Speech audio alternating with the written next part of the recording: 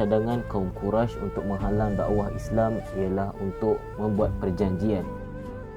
Perjanjian yang di mana untuk memulaukan orang Islam dan sesiapa sahaja yang membela mereka.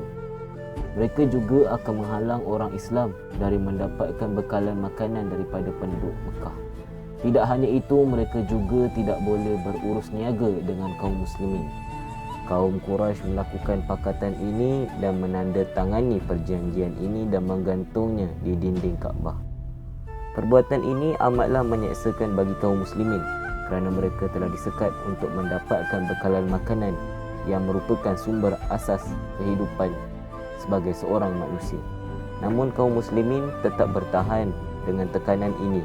Makanan mereka juga semakin lama semakin menipis. Mereka mengalas perut mereka dengan memakan dedaunan dan ranting kayu. Sungguh kejam perbuatan dan penganiayaan yang dilakukan oleh pembesar kafir Quraisy ini. Keadaan ini berlangsung selama 3 tahun.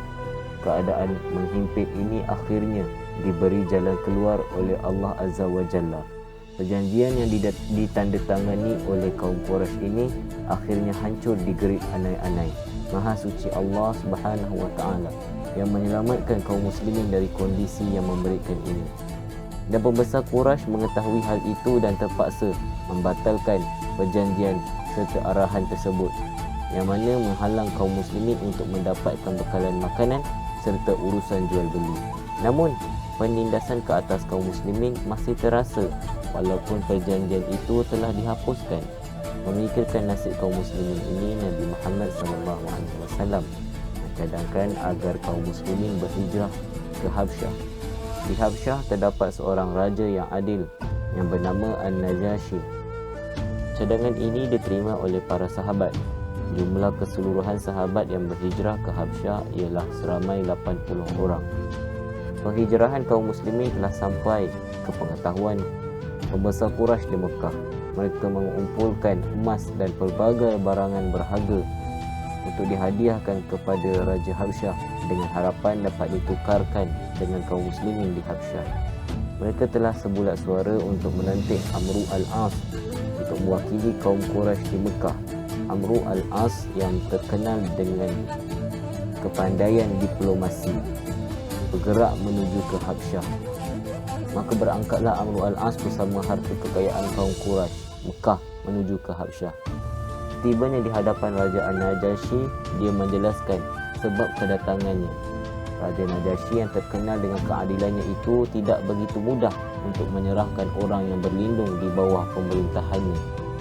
Lantas itu, baginda memanggil wakil dari pihak muslimin untuk mendengar keterangan dari kedua belah pihak.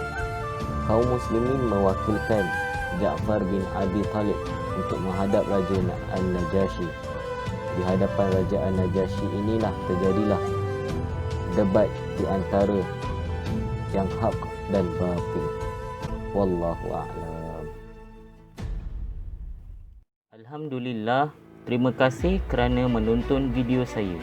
Jikalau anda suka kandungan video saya, jemput like dan subscribe channel saya. Jikalau ada kesilapan atau kekurangan dalam video, sila komen di ruangan komen di bawah. Insya-Allah. Yang baik semuanya datang dari Allah, yang buruk berasal dari kelemahan saya sendiri. Sekian, wabillahi taufiq wal hidayah. Assalamualaikum warahmatullahi taala wabarakatuh.